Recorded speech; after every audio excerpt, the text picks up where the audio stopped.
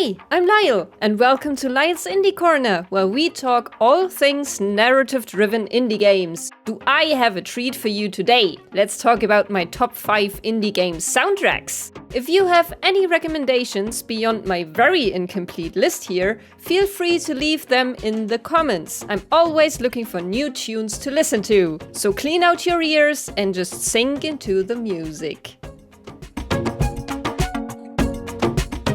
We start at number 5 with Undertale. Of course, the music was composed by Toby Fox himself, who also did almost everything else for the game. This was a one-man project if there ever was one. What an impressive feat on his part. Now, I have never played Undertale myself, but my roommate and best friend Indy said it would be perfect for this video. So I sat down and listened to all 100 and... This game has 101 tracks! So I sat down and listened to all 101 tracks, and my friend was right. It's a fantastic soundtrack. It seems to be composed with synthesizers in mind. Most of it is made to sound like an old Mario game that you would play on your Game Boy. And yes, I'm old enough to have had a Game Boy. Moreover, it takes influences from a lot of different genres. There's 20s ragtime music, alternative, rock, and a few others. Fox even brings in uncommon beats. He uses the music in combination with the visuals and story, and they make up a grandiose whole that you would not expect from the game at first glance. He knew exactly where and what he wanted each musical piece to be.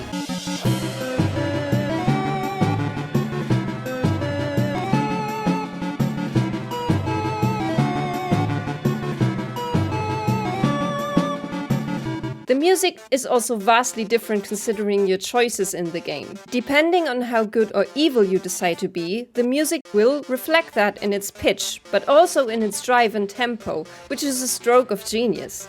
It makes the soundtrack varied, interesting, and really epic. And I cannot stress this enough. Fox did all of it himself. Amazing work.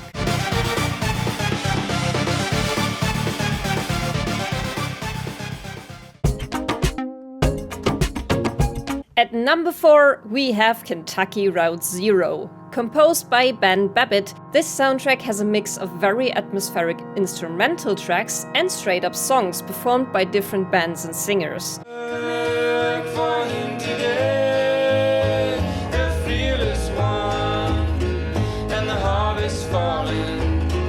If you know the game, you know it's mysterious, eerie, and also plain weird at points. The soundtrack fits perfectly into that. A lot of the pieces focus on creating a certain atmosphere for whatever the specific scene needs at that point. A lot of it feels dreamy, maybe slightly off to a point where you're not quite sure what to make of the scene in front of you. Is it real in the game world? Is it a dream? Is it the afterlife? The music intensifies this feeling of the uncanny. Going through the halls of a corporate office building, being sent from one person to the next while hearing this off-key jingle just gives you this vibe of something is going on here, I need to be on my toes. And that is why a great soundtrack will always enhance your experience. The songs are the real highlight though. They break up the different episodes, are incredibly well implemented into the game, and give everything this feeling of being on a cryptic TV show. The camera work they did in Kentucky Route Zero is incredible. It all just flows so well, and you never really want to leave a scene when you get to one of these musical performances. The highlight for me is definitely Junebug's performance of Too Late to Love You.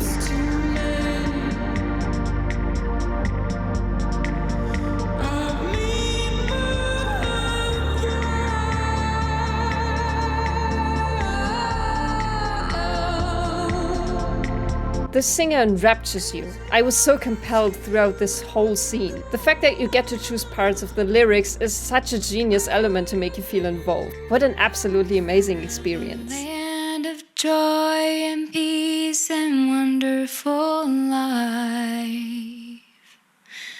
A beautiful place of mansions fair and skies so bright. Coming in at number 3, we have Hollow Knight. And with Christopher Larkin, we have a composer who really knows and loves his classical music. A lot of Baroque and classic-inspired pieces with a touch of romanticism and a sprinkle of modern-day movie ostentatiousness. It makes the soundtrack, and especially the boss fights, absolutely epic and gives your journey the extra kick you need for such an unforgiving game.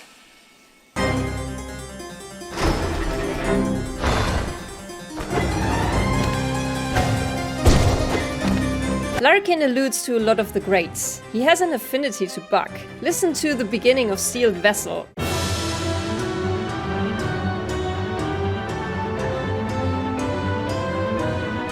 And now to the beginning of Bach's St. Matthew's Passion No. 1.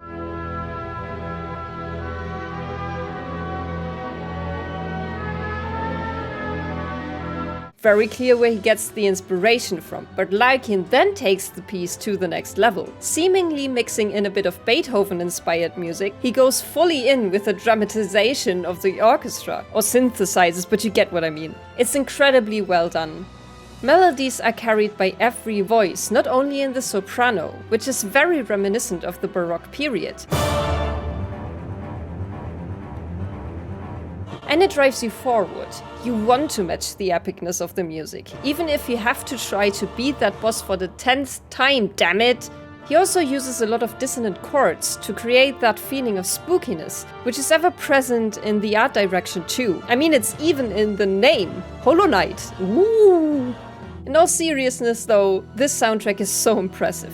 It takes classical music and brings it into modern times, whilst never betraying its origins or the vision of the game. It gives you the feeling of gravitas. Your actions have meaning in the world. It's a dangerous and tragic journey you're on, and the music carries that feeling with it. I would love to hear this played by an actual orchestra. What a treat!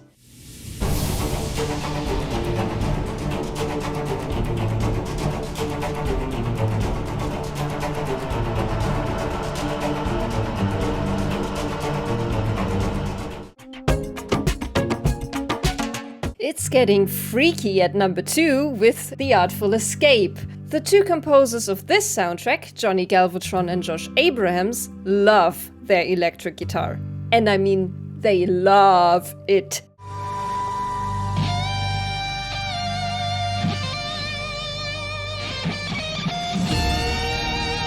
As the main character, you run around the color explosions that make up the levels of this game, while wailing away on your space guitar. It's the centerpiece of this musical experience of the 80s.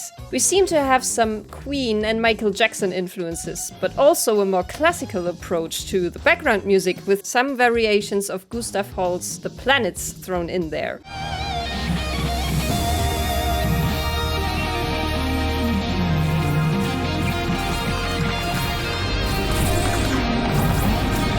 And it's certainly no coincidence to hear the godfather of space music here, because that is exactly where the main character finds himself. You are carried by this music. It makes you feel less weighted. You float on it, just like Francis floats through the air when he's shredding on his guitar.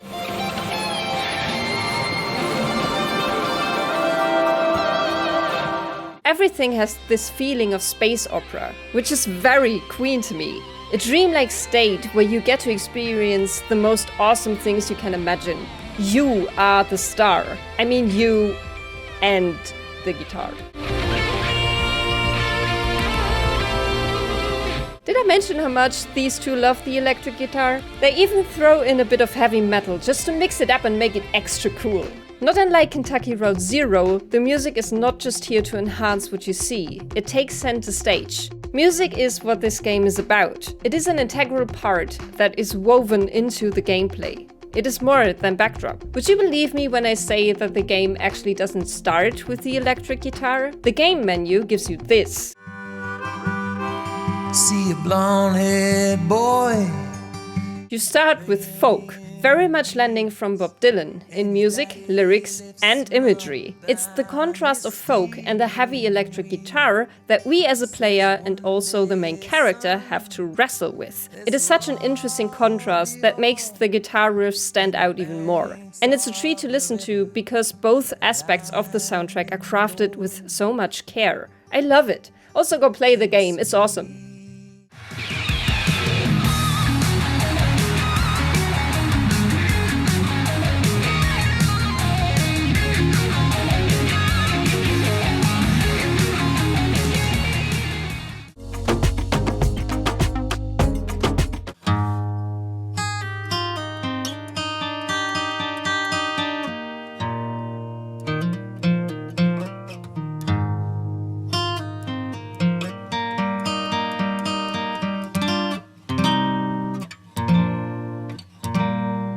Finally, at number 1 we have Outer Wilds. The soundtrack was composed by Andrew Pralo, and I don't know if I even need to say much about it. I think anyone who has played this game will know of the importance of the music here. There hasn't been one conversation about Outer Wilds I've had where the music didn't get mentioned at one point or another. It's an integral part of the experience. The Traveler theme is one of the most recognizable in gaming circles.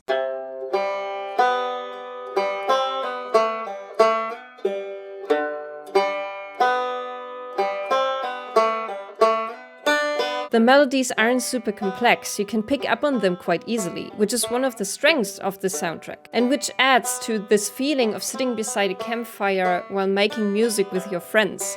You pick up a simple melody and you all play it together while enjoying each other's company. Again, this is space themed. Anyone pick up on the fact that I'm a total sci-fi nerd yet? Echo is used to create a sense of unending vastness and traveling.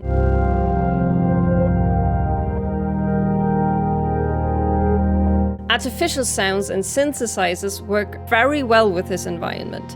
But then you have the quote-unquote real sound of the banjo and acoustic guitar, which helps ground the songs into our reality. Those give it the familiarity of a road trip. Every planet has its own theme, its own vibe. The music is as handcrafted as this universe was by the developers of the game. This one is very personal for me. I love Outer Wilds, but it is more to me than that. I suffer from anxiety and for a while had to deal with heavy panic attacks. This soundtrack was one of the things that could pull me back when I was panicking. It helped me tremendously with my mental health, which is one of the reasons why it got the #1 spot. It's also just very, very good. Come on, don't tell me you don't want to whistle along to the tune with Asuka. So thank you, Outer Wilds. Thank you, Andrew Pralo, for making a difficult time a little easier.